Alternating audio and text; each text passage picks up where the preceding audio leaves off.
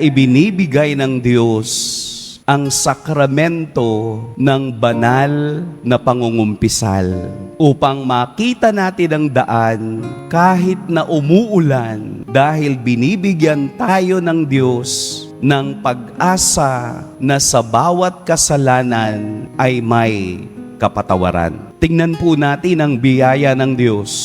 Tingnan po natin ang awa ng Diyos.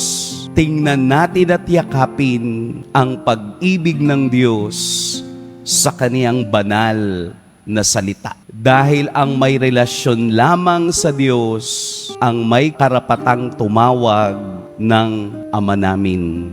Ang nakaranas ng pagmamahal ng Ama katulad ni Jesus na ibinibigay sa atin ay siya lamang magiging daan upang tayo'y makayakap muli sa pag-ibig ng Ama. Pagpalain tayo ng poong may kapal.